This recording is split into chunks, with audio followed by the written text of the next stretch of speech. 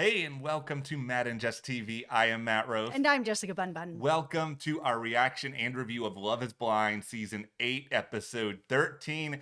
It's the weddings, everybody. This is a chance for us all to be happy and celebrate. Oh, wait, a lot of people are breaking up. I'm sorry, that's not happening. Oh my goodness. Almost everybody broke up. And I mean, normally it's a little more balanced Yeah. than this. I know this is your first time watching. It might be Mhm. some of your first time watching, but it was really surprising to me, some of them that actually didn't end up working out. I was genuinely shocked, and I think some of this was because I was still a little bit pure going into this reality show. And I say Aw, this as somebody who you has are wholesome in general.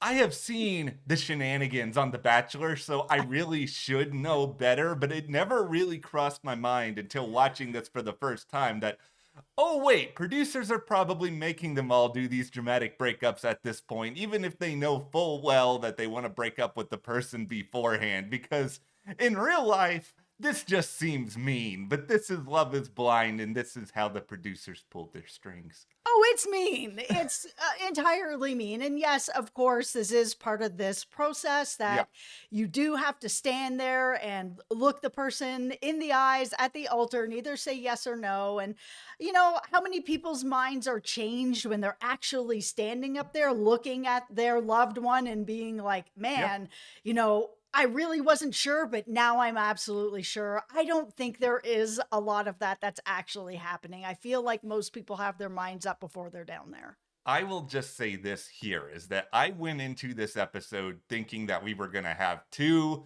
successful weddings and then two go completely off the rails. I was wrong. It didn't work like that. I'm still genuinely surprised by one of them. Like, I'll say that here from the start. I actually thought we were gonna have three, if I'm being Wow. honest. I felt like Sarah and Ben were just not gonna work out. Like Yeah.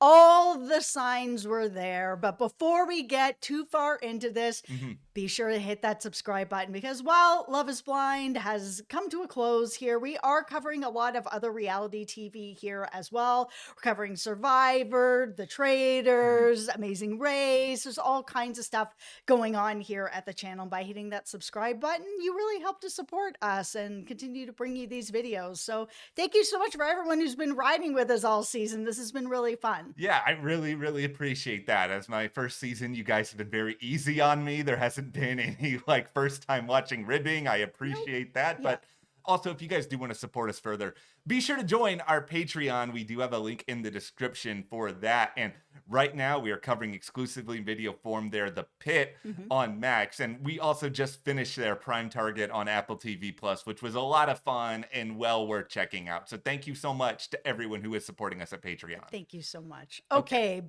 Sarah and Ben. Was anybody really surprised that these two did not get hitched? I was really not surprised with Sarah. There was just Ben seems like a nice enough guy, but they are just not aligned on anything except that they're into each other. I mean, she kind of said a little bit where she was like, "Was this kind of just fun? Like Mhm. he's a nice guy, and I really do love him and care about him, but nothing aligns in their life of their point of view, how they would want to raise their kids, like church." Nothing lines up. So, Sarah, you made the right choice.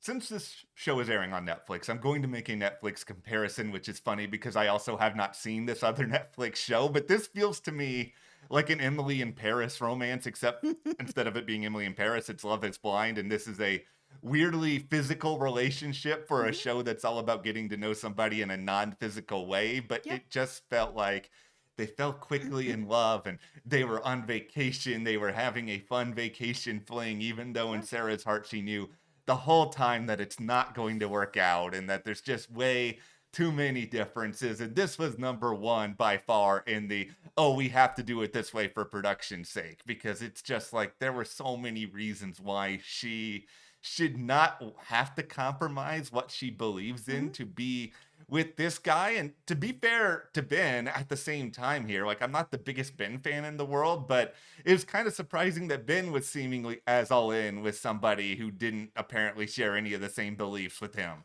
Yeah, he felt very much like he was willing to work with it, try to see how it Yeah. goes. He was really had the love goggles on. He was just like, okay, so we're not getting married, but do you want to continue to date after? Let's see if it can go somewhere else. Let's see if we can build on. And she's like, we'll see, which means no, which is the correct thing. I mean, Ben really is all in, but I think the biggest problem is not just that they have sort of these different beliefs, but that Ben felt like he wasn't really owning what his beliefs are. Like, yes, Mhm. he's like, okay, I go to this church and I go every week. Okay, well, what does your church stand for? I don't know. I'm just like, what? What? You've been going there for years. How do you not know what you're even listening to when you're sitting there for the sermons? Are you just going there and like on your phone waiting for it to be over, going through the motions? Either you're just not being honest about it or you're not paying attention, and neither one of those things are great. Here's my tinfoil hat, and I feel like I Okay. can successfully tinfoil hat this because I think it's applicable to a couple of guys on this season now. Yeah. That there were multiple men who did not want to fully say what they believed on the show because they were afraid of blowback and being attacked for it on Instagram. So instead, they either did what Devin did, and we'll talk more about Devin later, which is Mhm. just, I don't want to talk about it, or you do what Ben did, and you become Mr. I don't know throughout the season, where it's like, I'm sure you do know nobody goes through their entire life not actually thinking about this stuff. Maybe there's some things you're not fully aware of and you need to do more research. Like, people do grow, that's life. But at the same time, to have just like a big general amount of ignorance on almost everything, it's just like, dude, I know you're probably pretty privileged, but at the same time, like, you gotta have some of these conversations. Even if it's true and he's just completely Yeah. ignorant to everything that's going on, for me, that's not an attractive feature either. I Yeah. want someone who is not just riding a fence of their own making. I want somebody who believes in whatever they believe in. They have to believe in something. They have to know who they are. They have to know where they stand on something. Just sticking your head in a hole, like, who wants to have a lifetime with a partner who's going to stick their head in a hole? That's a Yeah. problem. It just doesn't work. And this is one of those relationships where I'm just sitting back now and I'm being like, okay, Sarah, Ben, it's fine. It didn't work out. You Yeah. both can go. You can find somebody else. And I don't think either one of them is going to be doomed in the romance department for the rest of their lives. I No. think they're going to find somebody who's more compatible with them and they will have a future there. This is not like lightning striking them on the show and they are just going to be cursed forevermore. Okay, let's talk about Virginia and Devin because Yeah. it kind of rolls onto the same problem that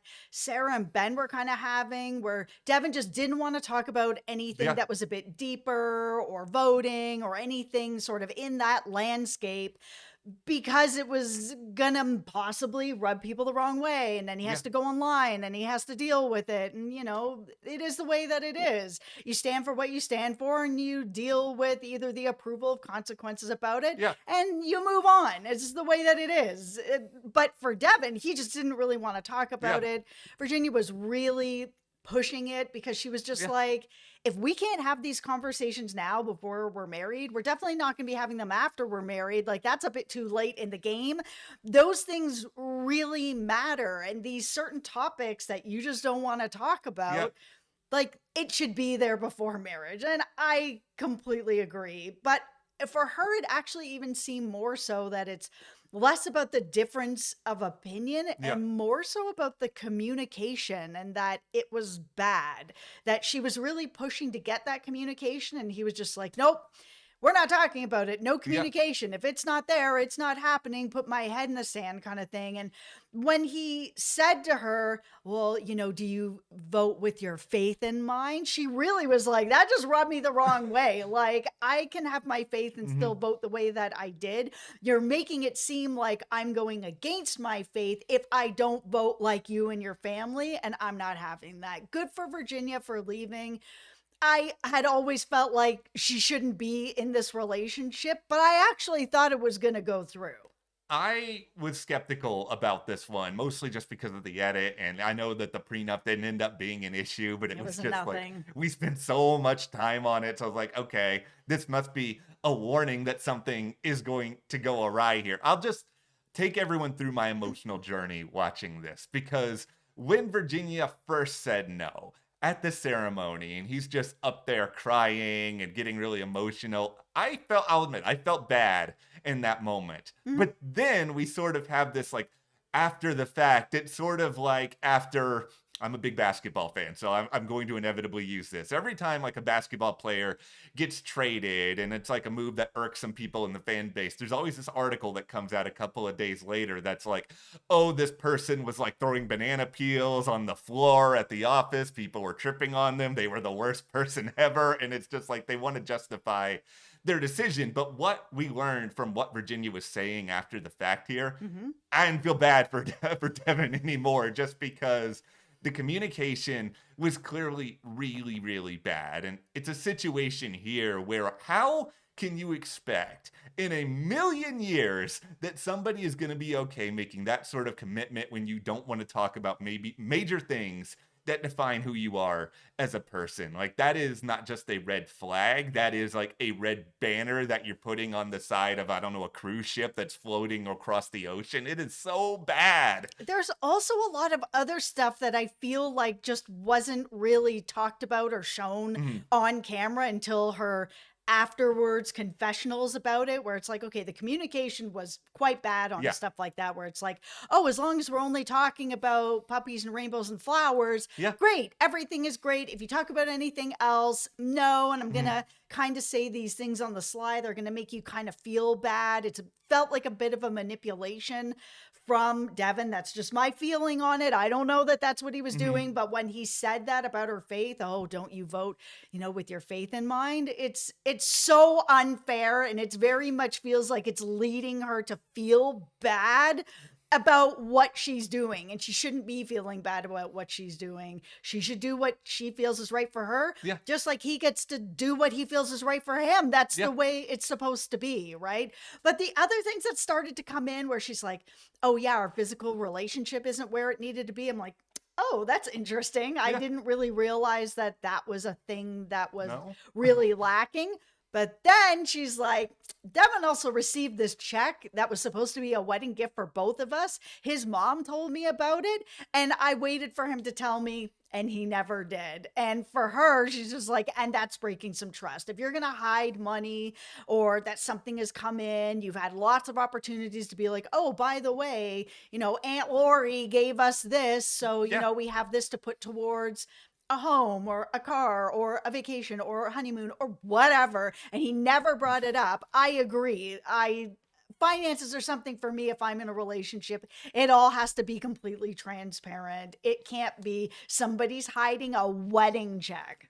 It's very strange. And I'm sure Devin's going to come out at some point and explain Checkgate and all of that. And I'm sure he has whatever his side of the story is. But For sure. It's probably going to be something like we just didn't have a chance to yeah, talk. but And, you always do. at this, yeah, that's the thing. At the same time, you always, if you're getting a check for the two of you to start your future life, it feels like that's an exciting thing you should want to just tell your partner about, like right away, no hesitation. Like if I am Virginia, I would feel incredibly uncomfortable about that. It's just Yeah. like based on everything that she said.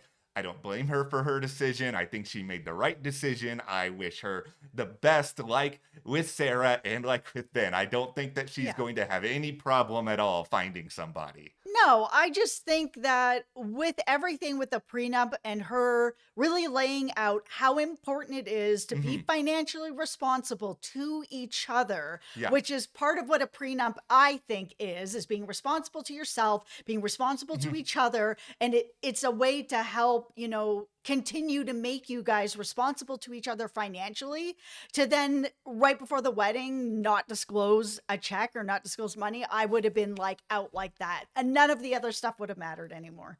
Okay, as we get to Joey and Monica here, I want to start number one by saying I am completely floored. I am I disappointed. I know. am How did this not work heartbroken. out? I have come down a lot on the guys this season. Like I've done that on multiple occasions, even to the point where I was originally a Madison defender, Yes, you were. which I very much regret now. But I am going to actually stand up for Joey a little bit in this instance because I actually do think that he really loves Monica, and I'm still rooting for the two of them. Like I don't necessarily believe that this is over. It's just the way that Monica was kind of talking after the decision that was made at the wedding. It made it sort of seem like, oh, she doesn't know if Joey is ever going to get there or if Joey doesn't feel the way that she feels about him. And I'm just sitting here and being like, I don't really think that's the case. I think that Joey loves her and I think he does want to be with her. And if he's not ready because of a weird reality TV experience where it's just like a matter of weeks and everything has to be rushed, like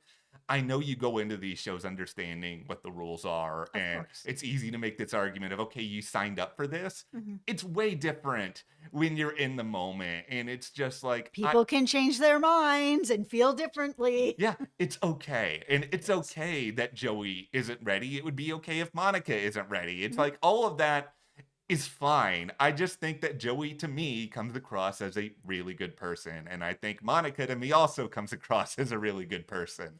I think they both come across that they care about each other and they love Yes. each other very much. Their biggest issue felt like they were both holding back emotionally because they were afraid the other person wasn't going to get there. Like Yeah. Joey has said on the show that, he wasn't sure to give 100% of himself because he was unsure. And she was also unsure. And I think together they just didn't communicate where Joey's like, oh, this is the first time Monica said, I love you at the altar. Mhm. If she had said it earlier, could it have made him feel a little more relaxed, be able to open up a bit more? Maybe, Yeah. but on the opposite side, that could have happened for Monica too. Monica has said throughout this process that she felt like Joey was holding something back, that he wasn't just being completely emotionally available, and so neither was she. So they weren't going to get there at the end. I thought maybe they were just both, they both come across as really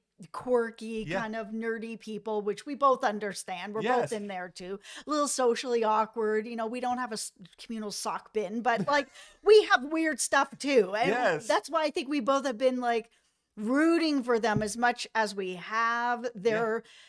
I think they could get there off the show, but I wonder if because they both have strange social dynamics and they both are not communicating the way that they should have been, that they're just not going to get there. Like even hearing them in their confessionals, hearing Joey be like, yeah, I think we just didn't get there, because maybe I wasn't physical enough. And then there's the dynamic with the sister.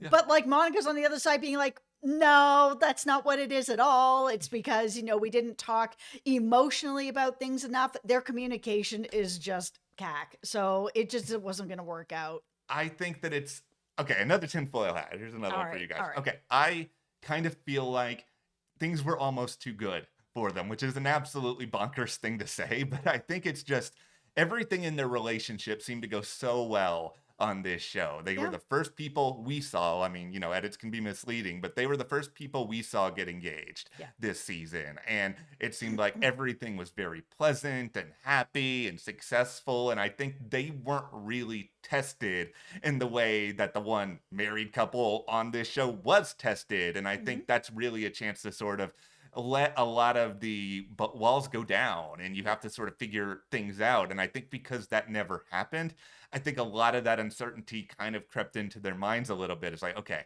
is this too easy? And then you start to second guess everything. And then you start to get insecure. And then you have all these other sort of problems. Like I'm still rooting for them. I mean, yeah, they could come out and being like, oh, we hate each other now. But I just, I hope not. I hope not. Like, I really do believe in them, but I have an important question for you now. Are you thumbs up or are you thumbs down on Joey's Hawaiian shirt / suit combo ensemble he was wearing at the wedding? I love it for him. I Yeah. think that him wearing that and skateboarding down the aisle, I was like, Ah, yes. It's so nice to have something that's a little more personal in a Yes. wedding. And most people that have their weddings off of TV do have those personal touches in their wedding that makes it really special Yeah. for them, that all their friends and family look at it and be like, oh, Joey with Mhm. his skateboard. Yes, that's so him. And that's why when he skateboarded down, everyone was like clapping and smiling. Yeah. It's like, yes, it's exactly him. And on a reality show like this, where there's not a lot of time to be able to insert those personal touches into things. I loved seeing this. It was the biggest smile that I had at this whole thing. And we haven't even gotten to Taylor and Daniel, who actually got married. Yeah, I'm just as long as you convey it with your partner in advance and Of don't course. show up to your wedding wearing a chicken costume or something like that and just Unless blindside they're them. okay with it. Yes, if they're like, I want to have the chicken wedding and they say yes, you guys have the chicken wedding. Who Luck. cares? Cluck indeed. Who cares what all of us think? If you guys are happy, we are happy. And speaking of being happy now, let's just celebrate the lovebirds that are Taylor and our short king Daniel, who made it to the end. Yeah, I think it's exactly what you said Mhm. broke down some of these other couples like Monica and Joey, that everything is kind of just going along pretty well and Yeah, they're not being tested, because the two couples who were tested with, do these things match up? It didn't work out. You've got Joey and Monica, they weren't really tested on that and there was insecurity. It didn't yeah, work out. Then you've got these two where there was tests. There was, obviously everything happened with the Instagram I thing, know. the families, then the families meeting, which are really Mhm. big deals. I think all of that was what made it solid for them, so that when they got here, it really felt like they're on solid ground. Yeah. All the biggest things that they would need to get through, they got through them, and they got through them together, and they got stronger and stronger because of it. Like, Mhm. I have these two friends that got married, and their very, very first date it was all icy out. And he Mhm. was walking up to her house to come get her for their first date. And she was walking out and she slipped on the ice and she broke her nose. And they spent their very first night together in the hospital. And it was such a thing that happened Mhm. where it's an emergency. It's so, they're already being tested on something that's so strong and, Yeah. wild, that's happening right out the gate. I mean, they've been married for decades now, Mhm. but I always felt like it was because of this that they had their first date, where it wasn't just like get to know you chit chat. It was like, oh, we're in it now. Yeah, you really learn who somebody is when the chips are down, especially like right away. And it would have been easy for Daniel in the midst of the whole Instagram saga to be like, how dare you? I am offended that you would ever suggest that Yep. me, the perfect human being, would do something like this. But he was not like that. He didn't lash out at No. her. He heard her out. He understood what she was going through. Mhm. They got to the other side of it. It was okay. And I think that other than Daniel not washing his hands, I think that these two, they Oh. had just a lot of really good conversations. I'll give Taylor a really big compliment here. I think she was very affirming in a lot of the words that she chose to speak to Daniel through a lot of this. She said Yeah. things that were very unique to him, that built up his confidence, because this is a guy who's talked about his insecurities, Right. being shorter, not Right. always being accepted, but she found a lot of ways to empower him without just like being generically empowering. And he did a lot to reach out to her to make sure, I want you involved in every single part of my life. It feels like you have been a part of my life forever. And that like emotional connection was that strong, that even though we didn't see a lot of the physical part of things all the time, Mhm. it felt like they were just connected and that they were really just operating as one person. I'm so glad that we actually had a wedding Yeah. season, and I'm really glad that it's them. They really went on a journey and they really did get together in a way that feels very genuine. They were actually tested and it feels like their relationship is going to last. Yeah, I would have been so mad if this was my first season watching Love is Blind and nobody actually got married. I probably would have stood up and stormed out of the I video and being like, what is the point of this show? It would be like watching, The Bachelor for the first time and the couple doesn't even like stay together at the, final rose ceremony, let alone the after the final rose. It's just like you want to see some measure of happiness. Like that's the reason these shows exist. And yeah, I understand that, at least from what I've heard, this season hasn't been as dramatic as some Nope. other ones, and maybe it's not as juicy in that sense, but just from the standpoint of the show actually doing what it's supposed to do, Mhm. they did that. So they can be happy. You can have a little bit of a victory party. Yeah, I'm a little bit nervous about the reunion because Mhm. this season hasn't been as dramatic. They sent home, the two couples that Yeah. would have caused all those problems. But I'm nervous that they are going to end up taking real center stage at this reunion and that it's going to be a lot less about the couples because we only have one, Yeah. right? That's together. We don't know if anybody else has gotten together after the show or started dating Mhm. or trying to figure things out. We'll find out about that at the reunion, or you internet sleuths already know. Don't leave it in the comments because we Yes. don't know yet. But I do feel like we're gonna see, the Masons, the Megs, the Yeah. Madisons, Alex, everybody back there. I just hope that they're not going to get the spotlight that I think they're going to because they want the reunion to be dramatic where everybody's telling everybody off. I have a confession. All right. I strongly dislike 99% of our reunion shows. Like, I'm just going to say that right now. And I think the big reason why Which is why we're not going to be back for the reunion. This is our final video. okay, listen. I just find that a lot of them are really, really redundant. And beyond all that, all these people have seen themselves on TV most of the time. Right. They've seen the edit. I just think there's always a lot of people who come into those shows, and not just this show. I'm talking about all reality TV in general.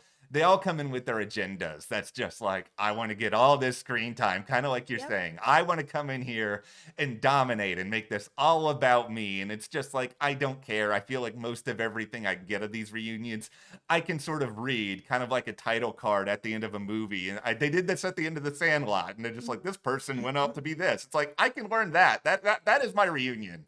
Absolutely. If I want to know if people are together, I can go to their Instagrams and they'll have a picture of them being like, we're living our best life, Yeah. or they're not on each other's Instagram and they're not together. Yeah, I think we can make certain assumptions here. It's Yeah. not that difficult, No. but that's where we are coming out of Love is Blind season 8, episode 13. The wedding has come and gone for Daniel and Taylor. If you guys are watching this, and I'm sure you are 26 minutes in, congratulations. I hope you have a long and happy life. Me too.